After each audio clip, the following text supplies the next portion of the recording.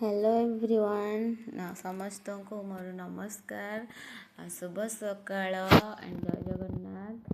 मु आज मोर चैनल रे मु नुआ ब्लॉग करछि तो प्लीज मते सपोर्ट करंतु सब्सक्राइब करंतु मो वीडियो को लाइक करंतु।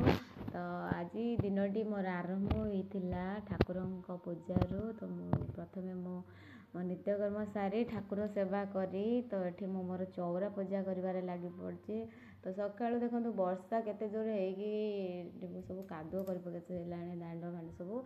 तो वर्षा जस्ट टिके छाड़ी तो मुझे समय तथापि झिपि टिके टिके पकाउची मुझे भी ओदा होगी ठाकुर पूजा करुँची।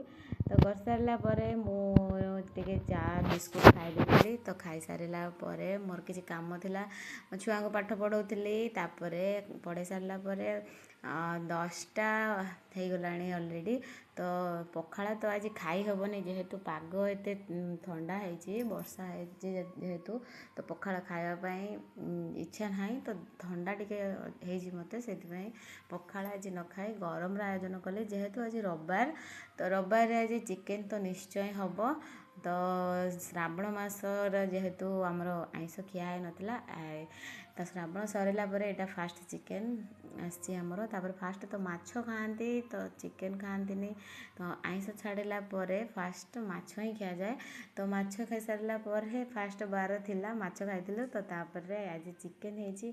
तो चिकेन सकाल सकाल चिकेन किले नहीं आसते। तो चिकेन आम बाबा जेहेतु नहांती माने मो हजबैंड नहांती तो मो पुओ को मु पठेली दुकान रे मो पुओ नहीं आसला जाइकी।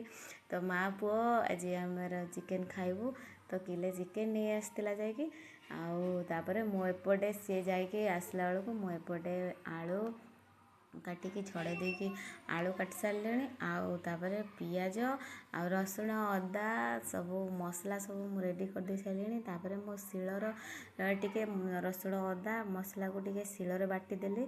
तो शिल बटा तरकारी टिके टेस्ट भल होता है ग्राइंडर ठारू शिलबटा मसलार तरकारी टिके टेस्ट टिके भल लगे। तो जो मैंने शिलर रांधि खाऊे से जानी टेस्ट केमतिका।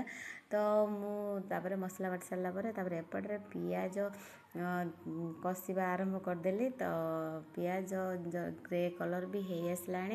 तो तापर मोर जो गुंड सब मसला गुंड सब हलदी गुंड लंका गुंड आउ तीखा लाल आउ काश्मीर चिल्ली जीरा गुंड धनिया गुंड गरम मसला आउ लवंग तेजपत्र गोटा जीरा सबू सुखिला लंका भी तो पकईकी मु सबू ताको मैग्नेट करदेली। तापर कंचा आलू को मु पकईदेली। कंचा आलू जस्ट टिके भाजी सारा तो तापर जो बाटण बाटी शिलर तो शिल मसला को मु पकईदेली।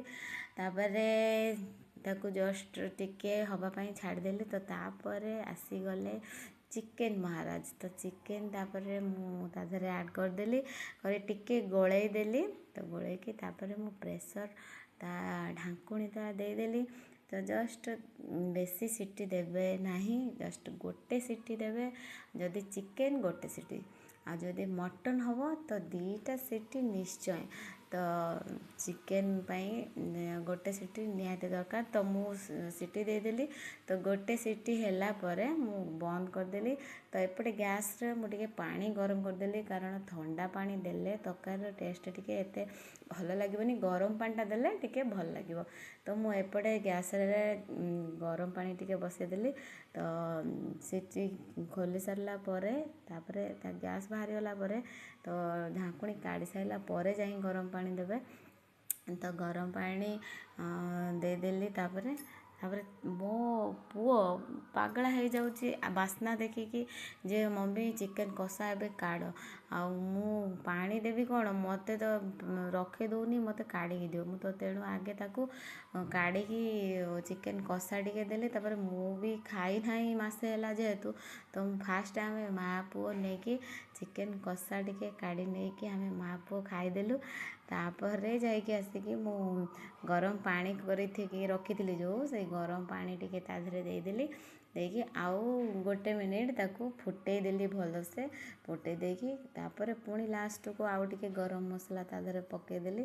ତ ପକେଇ ସାରିଲା ପରେ ହେଇଗଲା ଚିକେନ୍ ତରକାରୀ ରେଡ଼ି। ତାପରେ ଆମେ ମାଆ ପୁଅ ଚିକେନ୍ କଷା ଖାଇସାରିକି ପୁଣି ଭାତ ଭାତ ପୁଣି ତରକାରୀ ତା ସାଙ୍ଗକୁ ପିଆଜ ଟିକେ କାଟିକି ନେଇଥିଲୁ। ପିଆଜ ଲେମ୍ବୁ ତ ଏଗୁଡ଼ାକ ତରକାରୀ ଭାତ ସହିତ ଚିକେନ୍ ସହିତ ଏକୁ ନ ଖାଇଲେ ମଜା ହିଁ ଆସିବନି। ତ କଞ୍ଚା ଲଙ୍କା ଆଉ ପିଆଜ ଆଉ ଲେମ୍ବୁ ଚିକେନ୍ ସାଙ୍ଗକୁ ନିହାତି ଦରକାର।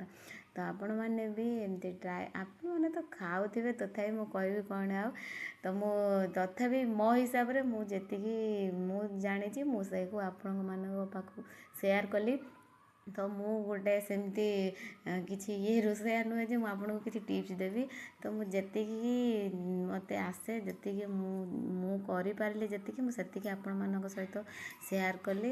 ଆପଣଙ୍କୁ ଯଦି ଭଲ ଲାଗିଥିବ ତ ପ୍ଲିଜ୍ ଲାଇକ୍ କରିବେ ଆଉ ମୋ ଚ୍ୟାନେଲ୍କୁ ସବସ୍କ୍ରାଇବ୍ କରିବେ। ରହୁଛି ଜୟ ଜଗନ୍ନାଥ। ଆପଣଙ୍କୁ ମୋ ଭିଡ଼ିଓ କେମିତି ଲାଗିଲା କମେଣ୍ଟରେ ବି ଜଣାଇବେ।